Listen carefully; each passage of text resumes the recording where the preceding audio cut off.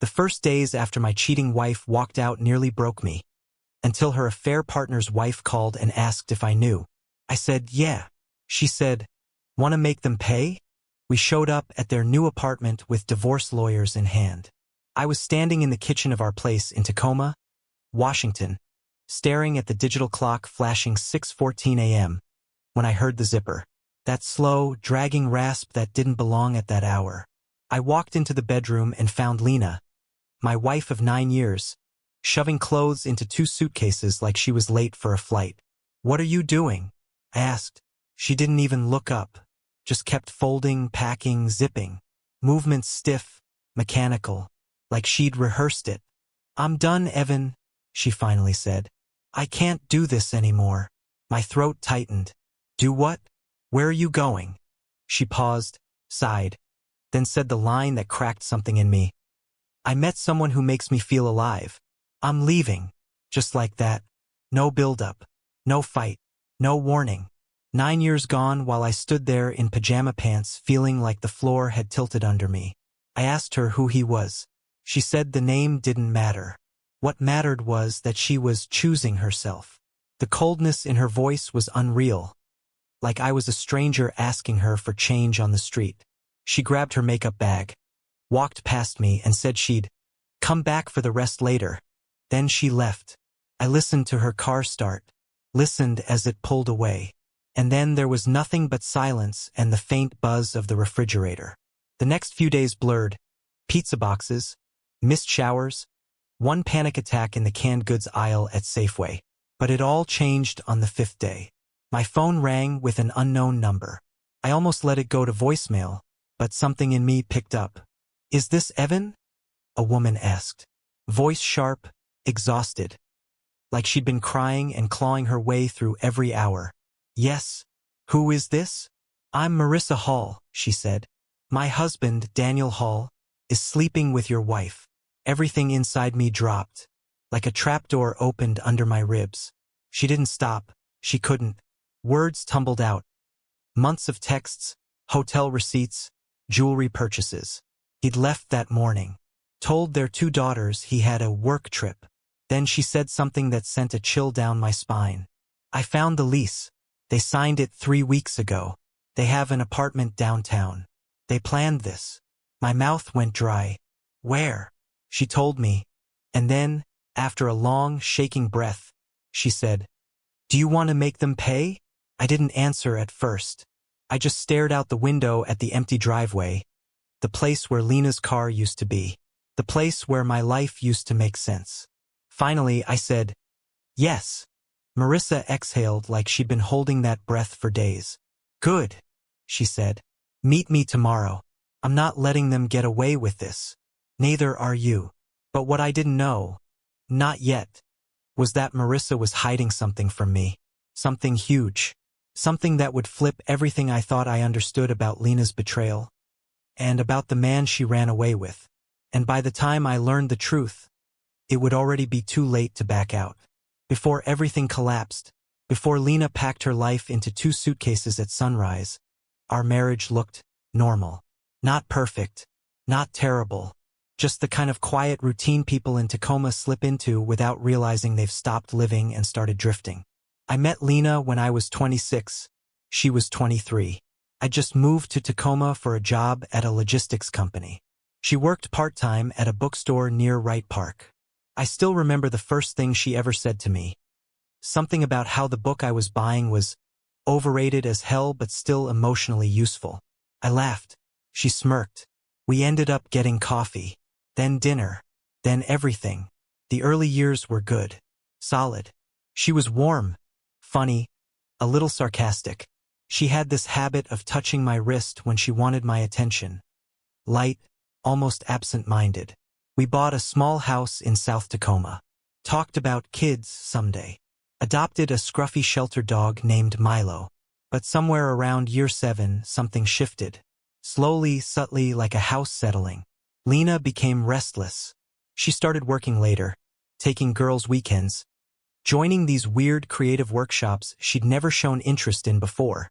She said she needed space to grow. I tried not to take it personally. People change. Marriage isn't static. I thought we'd adjust. But she also stopped telling me things. Little things at first, how her day was, who she had lunch with, what she was stressed about. Conversations that used to be automatic suddenly felt like pulling teeth. And then, almost overnight, her patience evaporated. I'd ask a simple question, "When will you be home?" And she'd snap like I'd accused her of something. She hated being questioned, hated explaining, hated talking about us. Meanwhile, I was working full-time, picking up extra shifts to cover the mortgage when she cut her hours. Cooked, cleaned, tried to plan date nights she'd cancel last minute because she was exhausted or busy. I should have recognized the signs, the secrecy, the sudden interest in her appearance, the locked phone, the late nights out. But I trusted her. Stupidly, blindly. I thought this was just a phase. Looking back, the warning signs were neon bright. But the thing that haunts me most now? There was this one night, maybe a month before she left, when she came home after midnight. She smelled like some expensive cologne I didn't recognize. When I asked where she'd been, she stared at me for a long moment like she was deciding whether to tell the truth or destroy me early. Then she said, "You know, Evan, not everything is about you." I slept on the couch that night. Milo curled up beside me like he understood something I didn't. Now, knowing what I know, that moment feels like the first fracture. The first real crack before the whole foundation crumbled. And yet, the strangest part? Even with all the guilt she pretended to feel later, when she tried calling after the divorce papers, when she left tearful voicemails, I don't think the affair was simple for her. No, there was something else beneath it. Something darker. Something Marissa hinted at in the coffee shop the day we met. Something she didn't fully tell me until much later. But in those early days, when I didn't know about the apartment or the months of lies, I still believed Lena was just lost. Confused. Maybe going through some late 20s existential meltdown. I had no idea she was capable of planning a double life with another man. And I had even less idea how tangled that other man's life really was. Meeting Marissa in person the next day felt like stepping into someone else's life. A darker, sharper version of my own. The coffee shop was nearly empty, the kind of quiet place where emotions echo too loudly. She was already sitting in the corner, still in her nurse scrubs, hair pulled back tight, eyes swollen but focused. "You came," she said. "You asked," I replied. She pushed a folder toward me like it contained a bomb. "Look." Inside, bank statements, credit card charges, hotel receipts, screenshots of messages so explicit and detailed they made my stomach twist. Jewelry purchases, cash withdrawals, a lease agreement signed by both Lena and her husband, Daniel Hall, for an apartment downtown, 3 weeks before Lena walked out on me. Everything about it felt surreal, like reading the script of a life that wasn't mine, but somehow had my name written all over it. "You got all this in 3 days?" I asked, stunned. "I haven't slept," she said. "Anger is a hell of a stimulant." She wasn't kidding. Her hands were steady, movements precise, like she'd turned grief into calculation. "My kids asked if Daddy was still on his business trip," she said quietly. "I told them yes. I couldn't break them this week. I didn't know what to say. I still don't think anything I said then mattered. We were two abandoned people clinging to the wreckage." "What exactly are you planning?" I finally asked. She leaned in. "We served them divorce papers together, in person, at their apartment, with lawyers. At the same time, they blindsided us, so we blindside them. The messed up part? It made perfect sense. The rage felt colder now, sharper, less like panic and more like purpose. "And after that?" I asked. "After that," Marissa said, "we take everything the law says they owe. Financially, legally, emotionally. They built their new life on our backs. I'm not letting them walk into the sunset with our money and my kids' security." I swallowed. Hard. "What if they're not there?" "They'll be there," she said with iron certainty. "Daniel texts me his work schedule. He thinks I'm too devastated to fight smart. And Lena? She's with him," Marissa said. "Every day. Every night. She's not missing a chance to play house." The bitterness in her voice wasn't hot. It was icy. Dead calm. A dangerous kind of calm. We reviewed everything, timelines, financials, strategy. Her lawyer was sharp, ruthless, and already had both divorce filings ready. She wanted me to hire the same attorney to coordinate our cases so they hit harder. You don't have kids, Marissa said, but you have a house, savings, retirement. Lena doesn't get to betray you and walk away with half. The worst part was how right she was. By the time we left the coffee shop, the plan was set.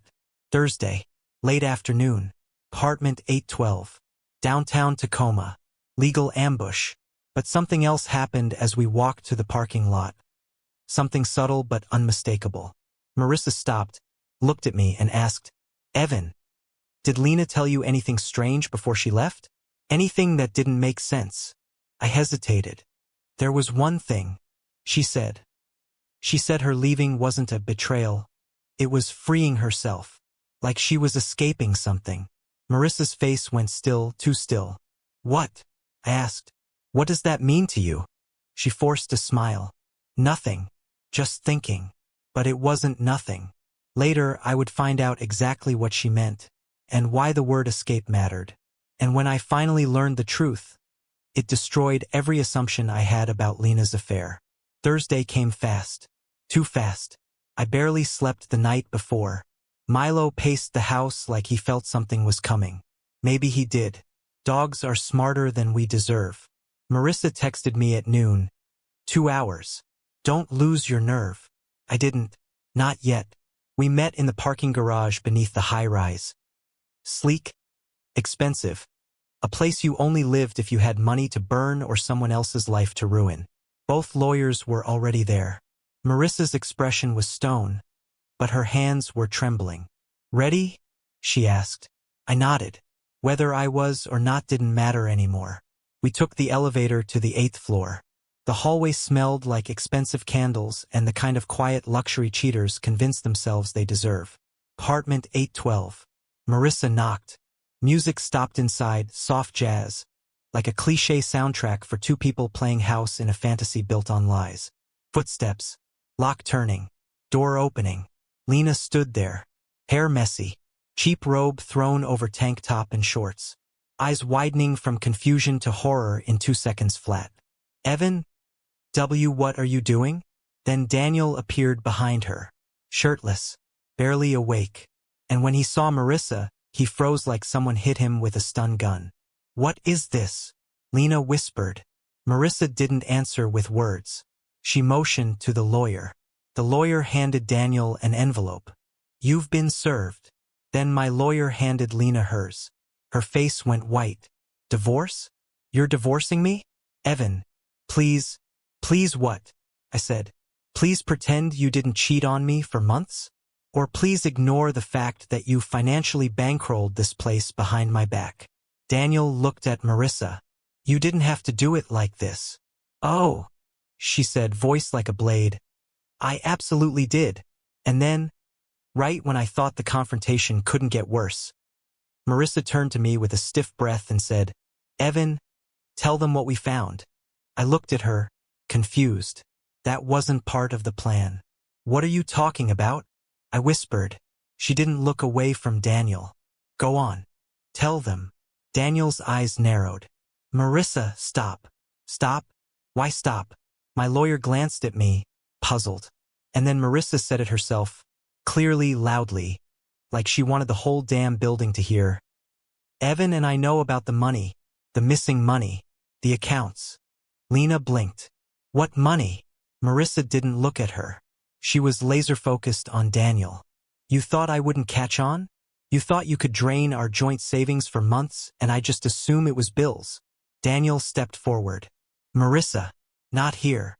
But she was done being controlled. No, she said. Here. In front of the woman you threw your family away for. Then she turned to me. Tell them about the withdrawal you found. Except, I hadn't found anything. I don't know what you're... Daniel swore under his breath and grabbed Marissa's arm. Enough. She yanked away. No. You don't get to hide anymore. Then she looked at Lena, directly, sharply.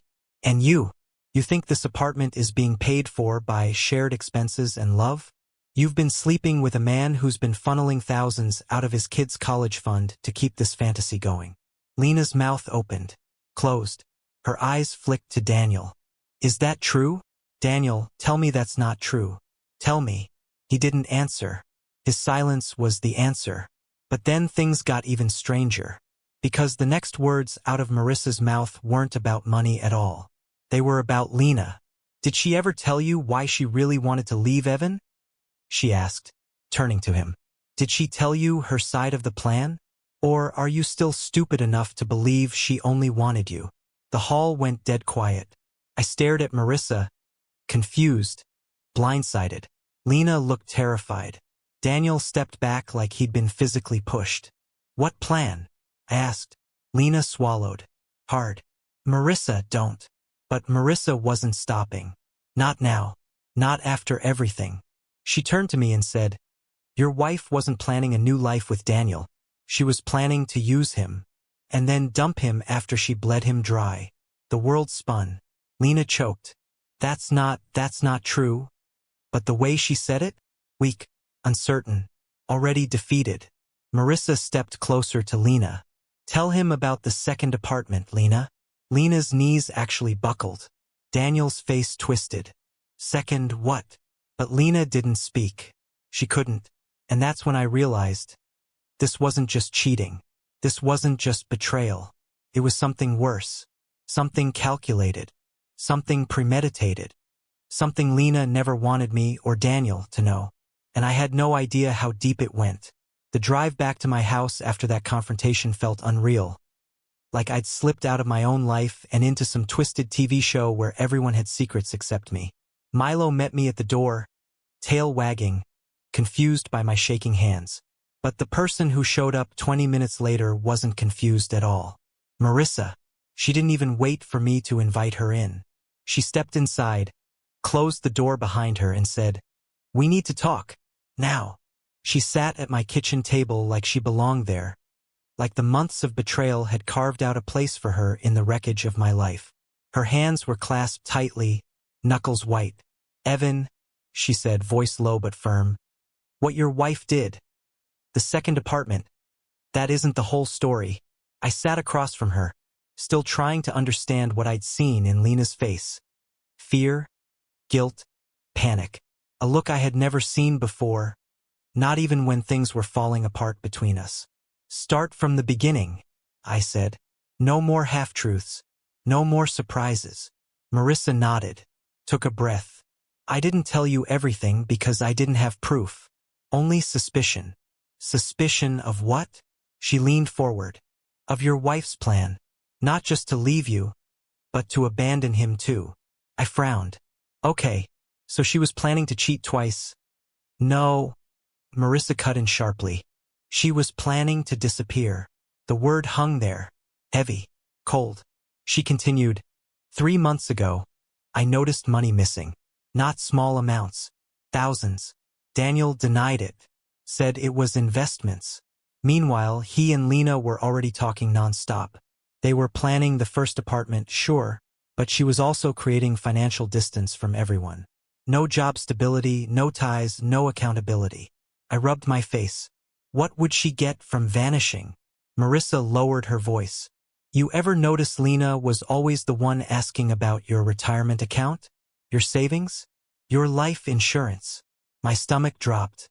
Don't do that, I said. Don't suggest she would have. I'm not suggesting anything, Marissa said. But I think she had a bigger plan than running away with Daniel. She was setting herself up to be financially untouchable. She had a second lease lined up. And there were wire transfers she made to an account under a different name. A different name. A different identity. My hands went numb. What name? I asked. Marissa hesitated. I don't know yet, but I'm getting close. I pushed back from the table. I felt sick. I felt stupid. She wasn't leaving to be with him. He was a stepping stone. Marissa nodded. Exactly. And Daniel didn't know? No, she said. He was just the idiot who helped her escape her old life. And once she drained him dry, she would have walked away from him too. my kids included. It was the coldest thing I had ever heard about another human being. Marissa opened a folder, another one, thicker than the first. Inside were bank trails, statements, highlighted inconsistencies. She'd spent days analyzing every number like a forensic accountant fueled by heartbreak. "Evan," she said, "your wife was rearranging her entire financial existence. If she had made it to the second apartment, she could have drained the accounts clean and left both of you in ruins." I swallowed hard. "Why are you helping me this much?" She looked at me, exhausted but steady. "Because I'm done being blindsided, and I'm not letting him or her wreck anything else." We went through every document, every transaction, every suspicious detail.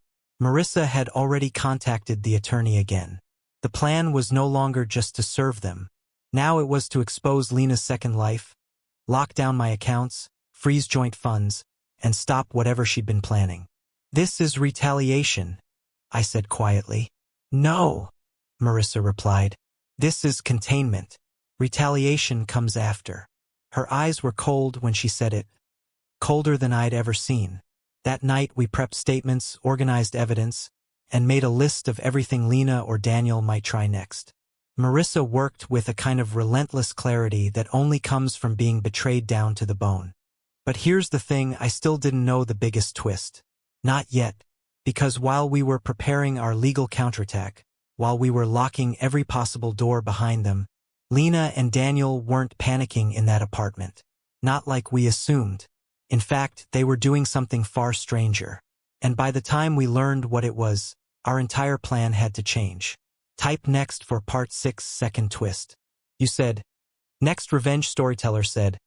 Part 6, second unexpected twist. Saturday morning, 2 days after the ambush at the apartment. My phone buzzed at 6:03 a.m. The same cursed hour Lena had walked out. I expected another blocked number, another plea I'd ignore. But it wasn't Lena. It was Marissa. "You need to get up. Something's wrong." Her voice wasn't angry this time. It wasn't even shaken. It was flat, hollow, like she'd stared into something she wasn't prepared to see. "I'm coming over," she added. "Now." I barely had time to put on a sweatshirt before she was on my doorstep, hair unwashed, still in pajamas, holding a printout in trembling hands. "They're gone," she said. "Gone where?" She shoved the paper at me. A bank notification, one tied to the account Daniel was court-ordered to disclose in her divorce filing. But the balance wasn't just low. It was zero. Every dollar gone. Overnight. I felt my chest tighten. "He moved the money?" "No," she said, voice cracking. "They moved the money. Together." I stared at her, confused. "But that doesn't make sense. You said Lena was planning to disappear alone. Why would she move money with him?" "Because," Marissa whispered, "I think Daniel found out about her second apartment." I stepped back. "Wait, how would he know that?" Marissa looked up slowly, eyes hollow. "Because I told him." I felt the world tilt. "You what?" She sank into one of my kitchen chairs like her bones couldn't hold her up anymore. "I didn't mean to," she said. "After we left their place, I confronted him in the hallway. I told him everything. About the second lease, the withdrawals, the plan she had to ditch him." I stared at her. Shock, anger, confusion, all of it crashing together. "Why would you tell him that?" I demanded. "Because I wanted him scared," she snapped. "I wanted him to feel the way I felt when I found those texts. I wanted him to know she wasn't loyal to him either. I wanted him broken." She wiped her eyes, furious at herself. "But I think I gave them something else instead." I sat opposite her, heart pounding. "What do you mean?" She slid her phone across the table. "Look." A blurry, shaky video, recorded from her apartment's hallway camera. 2:17 a.m. Daniel, in a hoodie, moving quickly, carrying 2 duffel bags. Then Lena emerging behind him, carrying a backpack, hair tied up. No hesitation, no argument, no panic. They moved like a team, like they had one plan, one direction, one destination. "They're not fighting," Marissa whispered. They're not split up. They're not imploding like we thought. They're leaving. Together. I felt something break open inside me. A slow, sick realization. Marissa. What if Lena didn't plan to disappear alone? She looked up sharply. What if the second apartment wasn't for her to ditch him? I said, hands shaking. What if it was a fallback for both of them? A place to hide once everything collapsed? Marissa swallowed hard. And what if draining the accounts wasn't her idea alone? Exactly. The second twist slammed into both of us at the same time. What if the affair wasn't a love story or a scam? What if it was a partnership? A joint operation? A joint escape? A joint betrayal targeting both of us? Marissa covered her mouth, shaking. No, that can't be. He couldn't. But we both knew Daniel was fully capable of being manipulated by passion or greed. And Lena? She was capable of anything. I checked my own bank accounts, heart in my throat. Joint account. Frozen. Personal savings. Safe. Retirement. Untouched. Credit cards, normal. But then I clicked the shared emergency fund, one Lena still had partial access to. Balance yesterday, $4,200 balance today, $0 gone. Just like Marissa's money, just like Daniel's. They drained both sides. Not for romance, not for a fantasy, for escape. Coordinated one. Marissa whispered. Where the hell are they going? I didn't know. But I knew one thing. This wasn't about heartbreak anymore. This wasn't just betrayal. This was criminal. And if we didn't move fast, they'd disappear completely. When people betray you, you tell yourself there must be a reason. A stupid one. A selfish one. Something you can wrap your head around. A midlife crisis. Lust. Loneliness. Anything human. But what we found out about Lena and Daniel wasn't human. It was calculated. Chilling. Predatory. It started with a call from Marissa's lawyer Monday morning. "I've found something," she said. "Both of you need to come in." We drove separately, but when we met in the office hallway, we had the same sick look. Like we already sensed whatever we were about to hear would change everything. Her lawyer didn't waste time. She slid a stack of printed emails and financial records across the desk. "Before either of you say a word," she said, "I need you to understand. What your spouses did wasn't a romantic affair gone off the rails. It wasn't a whim. It wasn't a mid-crisis meltdown." She tapped the papers. "It was a scheme, a word that made both of our stomachs drop. A scheme, not an accident, not a lapse. Plan." She continued, voice steady but edged with disbelief.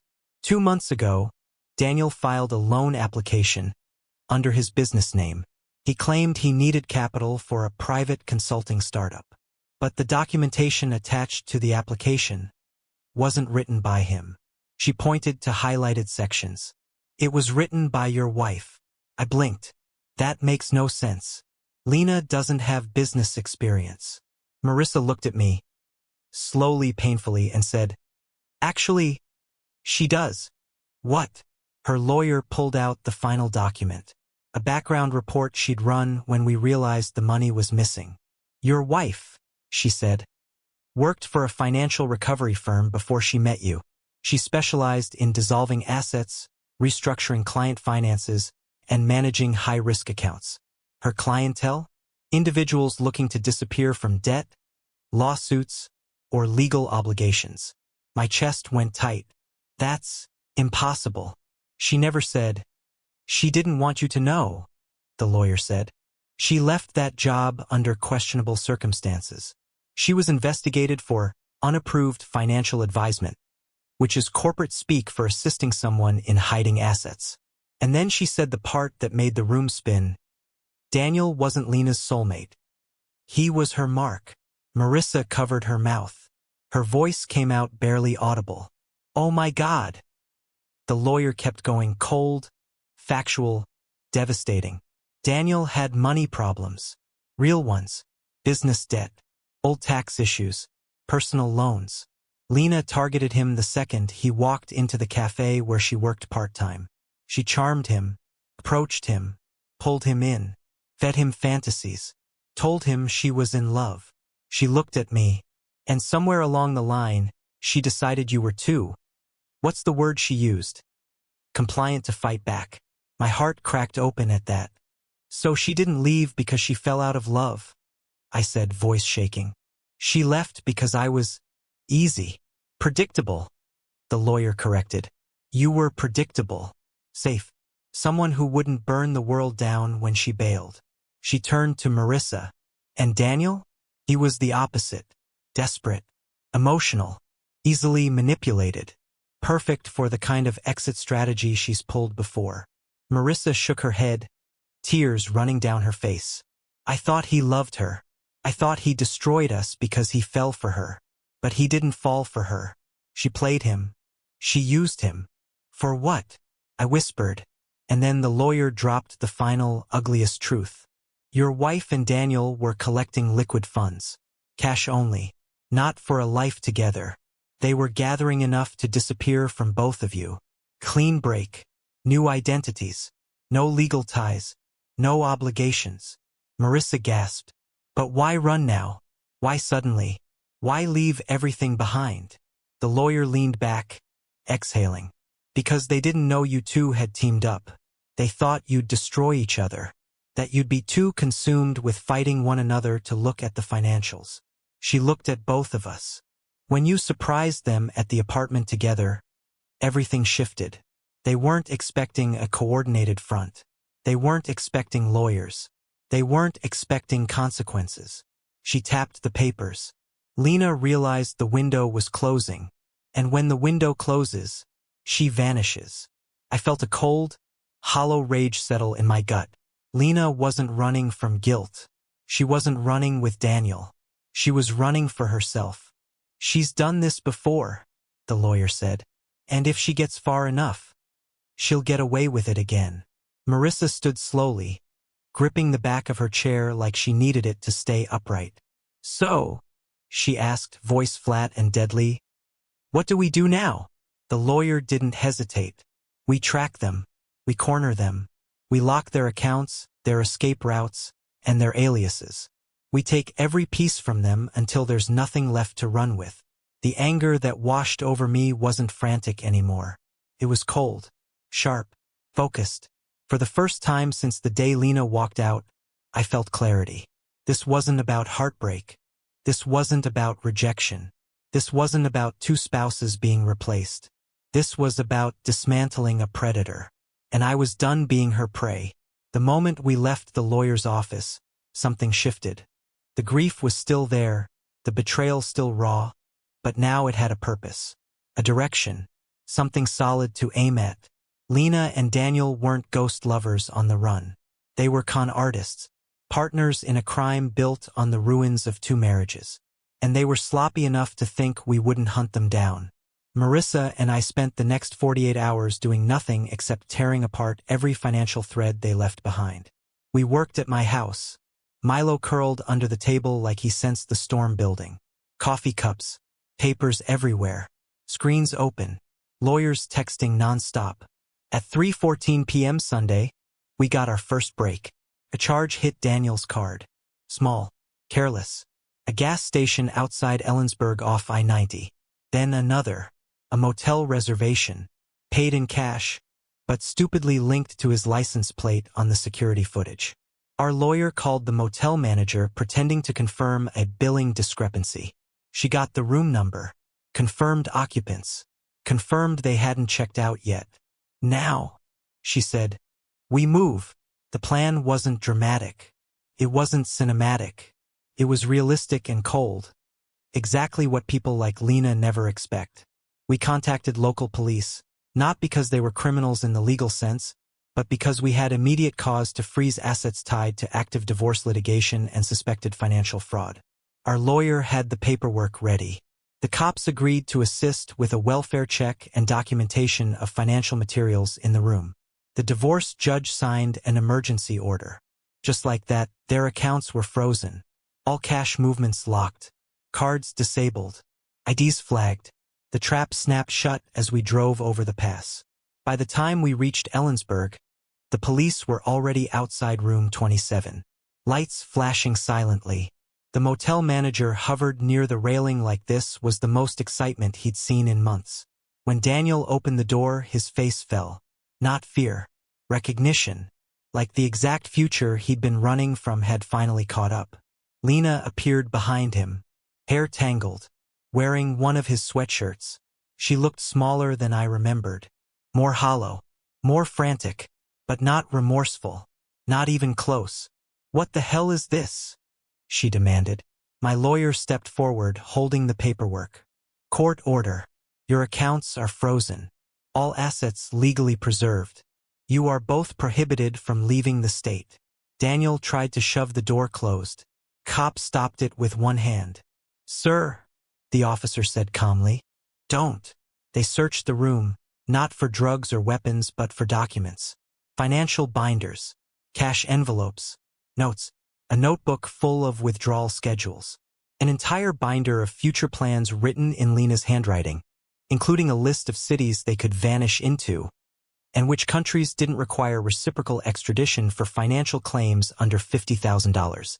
The officer flipped the book open, looked at me, looked at her. "You two were really planning to run."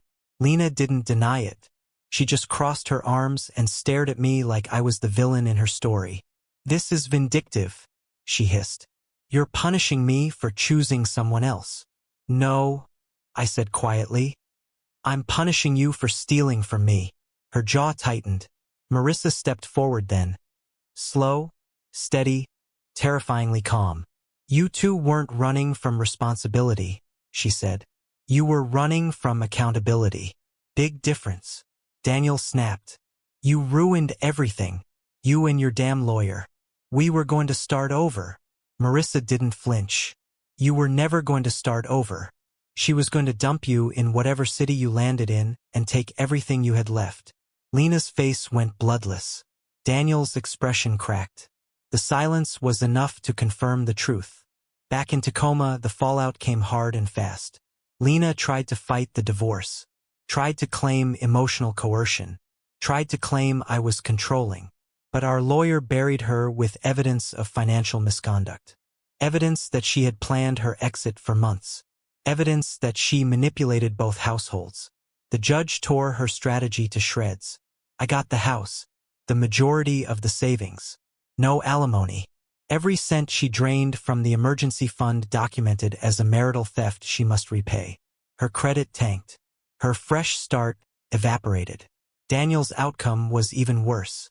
Marissa won full custody, primary decision-making, and a large portion of his assets due to proven deception and attempted evasion. His visitation was monitored. His business, already failing, tanked publicly when the divorce records hit. And Lena? She didn't disappear into a glamorous new life. She moved into a cramped rental by the railroad tracks with a roommate she met online because no landlord would run her application twice and call it an accident. She called me once, through her lawyer, to ask if we could talk things out. I didn't respond. Not out of spite. Out of closure. The real kind. The kind where the truth is so undeniable, so sharp, that it slices away whatever love or longing used to blur your judgment. Marissa and I still talk. Not as victims. Not as allies. Just two people who crawled out of the same wreck and lived to rebuild. My house is quieter now. The nights feel bigger. But they're peaceful, my own kind of peaceful. The kind Lena can't take from me anymore. And the last thought I had the day the divorce finalized, standing on the courthouse steps with the sun cutting through the fog, was simple. She wanted a clean escape. What she got was a clean ending.